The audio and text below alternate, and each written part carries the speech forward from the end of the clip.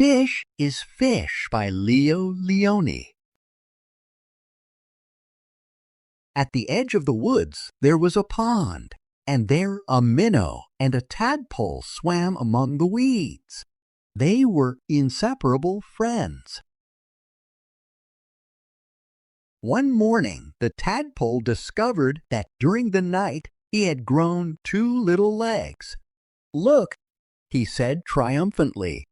"Look, I am a frog." "Nonsense," said the minnow. "How could you be a frog if only last night you were a little fish, just like me?" They argued and argued until finally the tadpole said, "Frogs are frogs, and fish is fish, and that's that."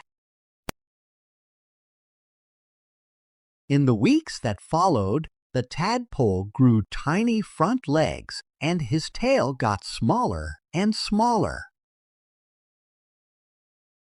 And then one fine day, a real frog now, he climbed out of the water and onto the grassy bank. The minnow, too, had grown and had become a full-fledged fish. He often wondered where his 4-footed friend had gone. But days and weeks went by, and the frog did not return. Then one day, with a happy splash that shook the weeds, the frog jumped into the pond. "Where have you been?" asked the fish excitedly. "I have been around the world, hopping here and there," said the frog, "and I have seen extraordinary things." "Like what?" asked the fish. "Birds," said the frog mysteriously. "Birds." And he told the fish about the birds, who had wings and 2 legs and many, many colors.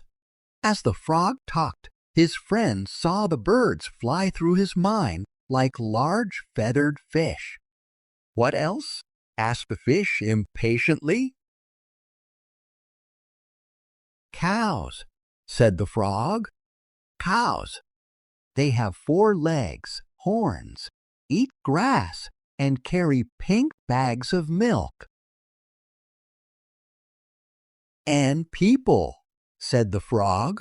"Men, women, children."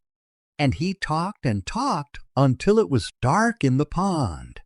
But the picture in the fish's mind was full of lights and colors and marvelous things, and he couldn't sleep. Ah, if he could only jump about like his friend and see that wonderful world.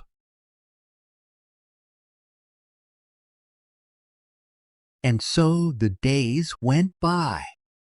The frog had gone, and the fish just lay there, dreaming about birds in flight, grazing cows, and those strange animals, all dressed up, that his friend called people.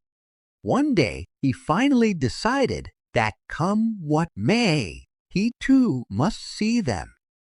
And so, with a mighty whack of the tail, he jumped clear out of the water onto the bank. He landed in the dry, warm grass, and there he lay gasping for air, unable to breathe or to move. "Help!" he groaned feebly. Luckily, the frog, who had been hunting butterflies nearby, saw him and, with all his strength, pushed him back into the pond. Still stunned, the fish floated about for an instant. Then he breathed deeply, letting the clean, cool water run through his gills. Now he felt weightless again, and with an ever so slight motion of the tail, he could move to and fro, up and down, as before.